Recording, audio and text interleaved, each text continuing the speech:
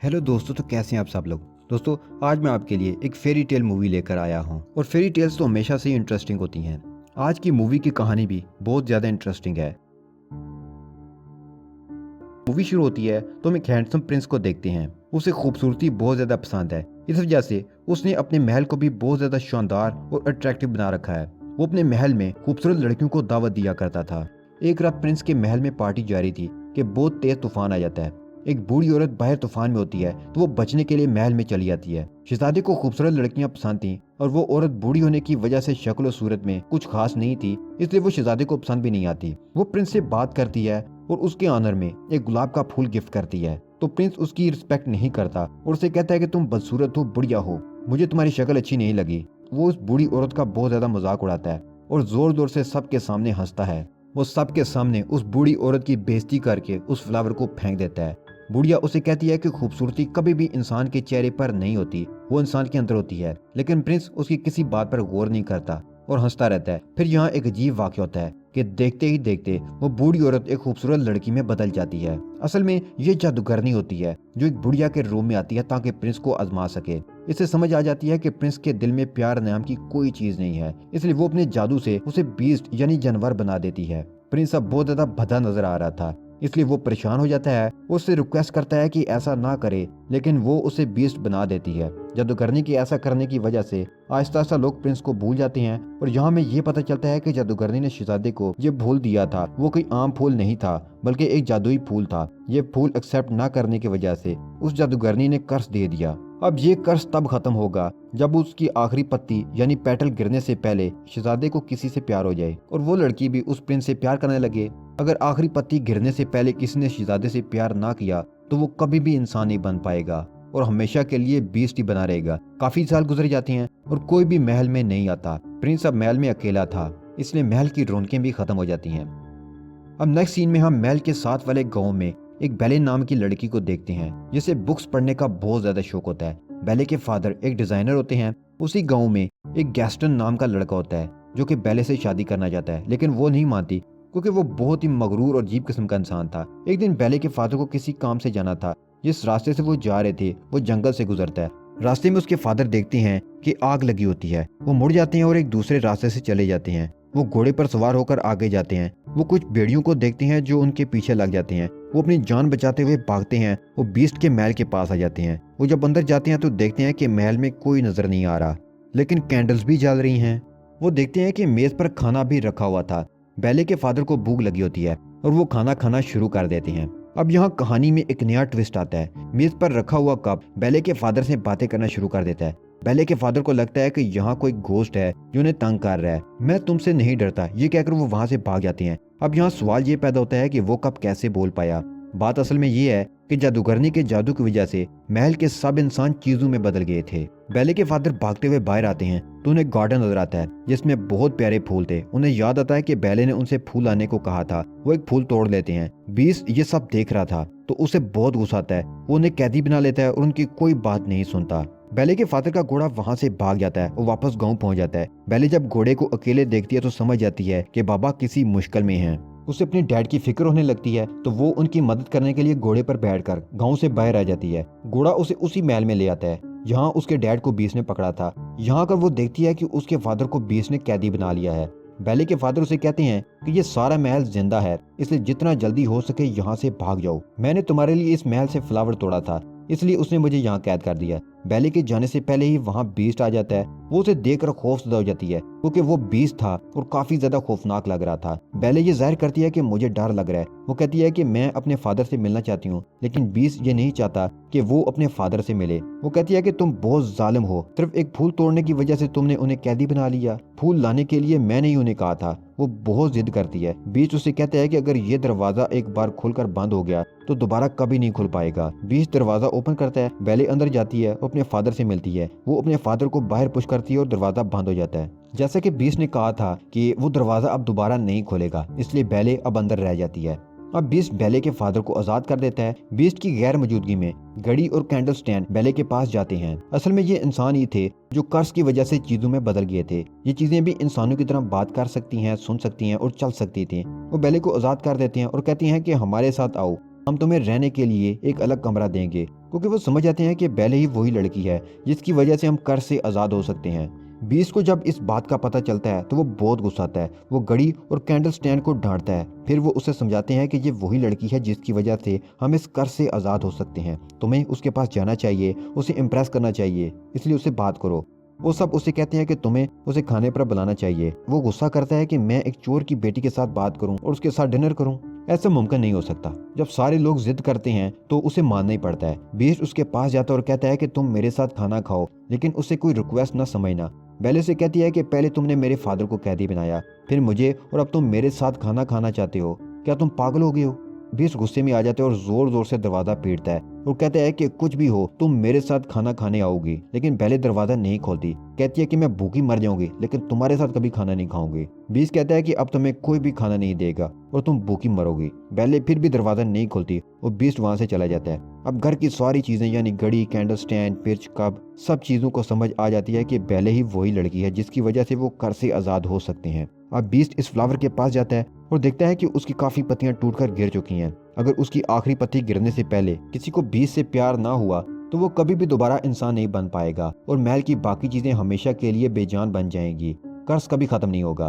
Flower पर बहुत कम पत्तियां रह गई हैं जो कि बहुत जल्द टूटकर गिर जाएंगी। अब अगले सीन में हम बेले के फादर को देखते हैं जो कि गांव में वापस आ गए और सबको बताते हैं कि जंगल के पास एक महल है, उसमें बीस्ट रहता है, उसने मेरी बेटी को कैद कर लिया है और उसकी जान खतरे में है। कोई भी उनकी इस बात पर यकीन नहीं करता और कहते हैं कि तुम झूठी कहानी सुना रहे हो।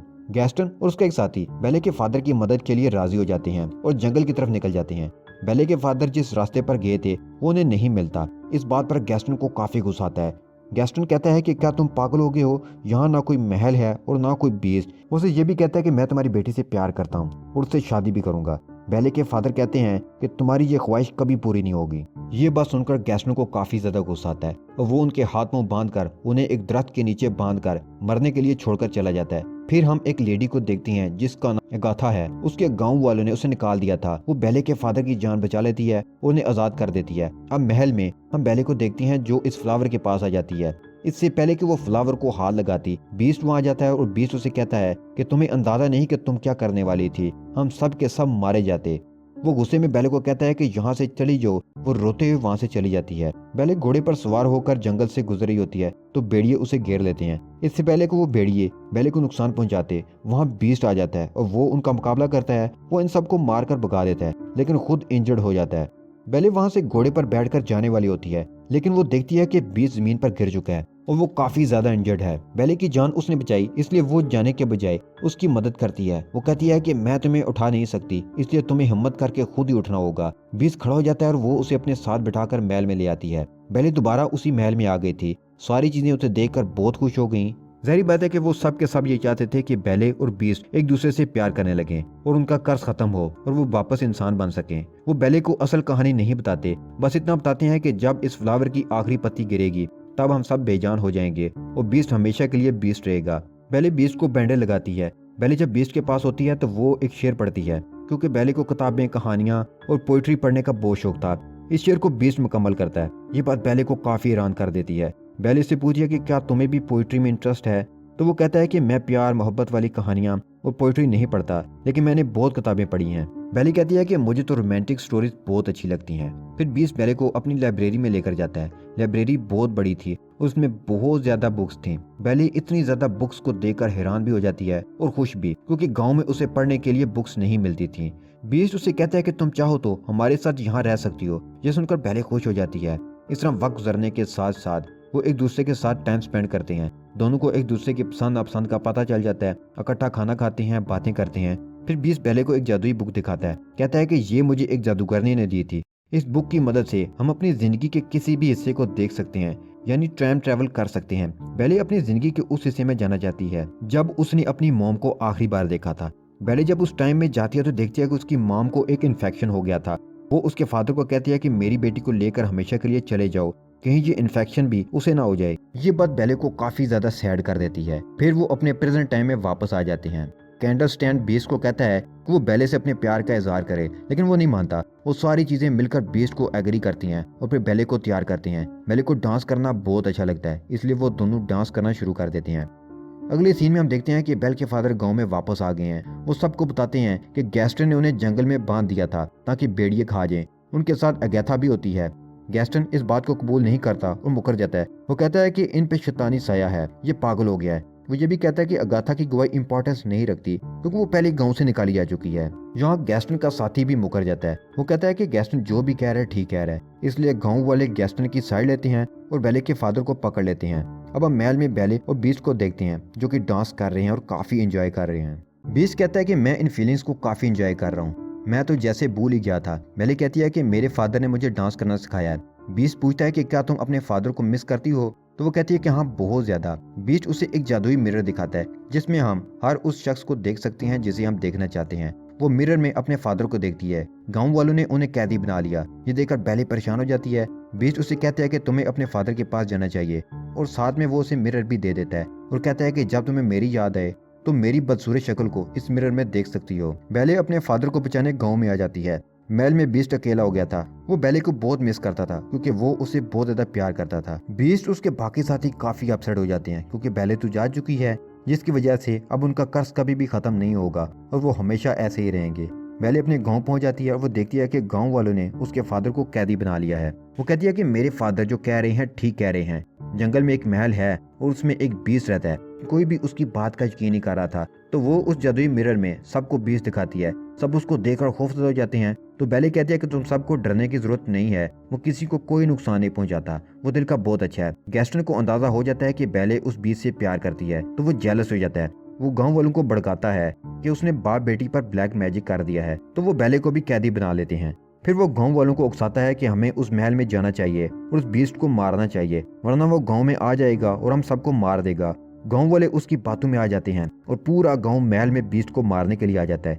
जब वो आते हैं तो बीस्ट के सारे साथी उन पर अटैक करते हैं। गांव वालों को समझ नहीं आता कि ये क्या हो रहा है क्योंकि वो तो बेजान चीजें थीं। इधर गैस्टन बीस्ट के पास पहुंच जाता है।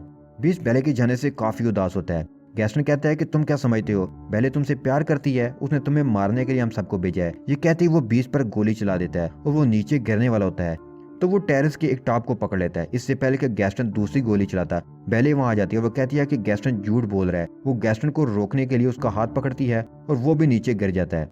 गैस्टन की गन भी उसके साथ गिर जाती है। बीस्ट ऊपर आने की कोशिश करता है। उसके साथ बेले उसे बताती है कि मैंने गांव वालों को रोकने की कोशिश की। बेले को देखने का बीस्ट के अंदर बहुत ज्यादा हिम्मत आ जाती है। अब वो गैस्टन का मुकाबला करना चाहता है। वो गैस्टन के पास आ जाता है और उसे पकड़कर हवा में उठा देता है। वो उसे फेंकने वाला होता है कि वो बीस्ट से रिक्वेस्ट करता है कि मुझे छोड़ दो, प्लीज मुझे छोड़ दो। बीस्ट उसे कहता है कि मैं बीस्ट नहीं हूँ और ये कहकर वो उसकी जान छोड़ देता है और कहता है कि चले जाओ यहाँ से। अब बीस्ट बेले के पास आ जाता है, लेकिन गैस्टन मौके का फायदा उठाकर पीछे से गोलियां चलाता है और बीस्ट को जख्मी कर देता है। गैस्टन जिस जगह पर खड़ा होता है वो भी गिर जाती है और गैस्टन नीचे गिरकर मर जाता है। अब बीस्ट की हालत काफी ज्यादा खराब होती है क्योंकि वो शदीद जख्मी हो गया था। वो आखिरी सांसें ले रहा था। बेले उसे कहती है कि अब मैं तुम्हें कभी छोड़कर नहीं जाऊंगी। बीस्ट कहता है कि लेकिन मेरे जाने का वक्त तो आ गया है। बेले कहती है कि तुम्हें कुछ भी नहीं होगा, सब ठीक हो जाएगा। और फिर देखते ही देखते फूल की आखिरी पत्ती भी गिर जाती है और बीस्ट बिल्कुल खामोश हो जाता है। बीस्ट के सारे साथी भी एकदम से बेजान हो जाते हैं। बीस्ट को मरता देखकर बेले काफी गमजदा होती है। वो रोती है और अपने प्यार का इजहार करती है। कहती है कि मैं तुमसे बहुत प्यार करती हूँ और वो बीस्ट के करीब भी आती है। वहाँ अगैथा भी आ जाती है। ये वही जादूगरनी होती है जिसने कर्ज दिया था। वो देखती है कि बीस्ट और बेले एक दूसरे को प्यार करते हैं। अब वो कर्ज खत्म हो गया है। देखते ही देखते बीस्ट के चारों तरफ रोशनी हो जाती हैं और वो एक खूबसूरत प्रिंस बन जाता है। अब वो दोनों एक दूसरे के पास आते हैं और बहुत खुश होते हैं और वो सारी चीजें भी इंसान बन गई थी। सब लोग काफी खुश हो जाते हैं और उसके साथ ही बेले और बीस्ट महल में सबके सामने डांस करने लगते हैं और ऐसे इस मूवी की हैप्पी एंडिंग हो जाती है।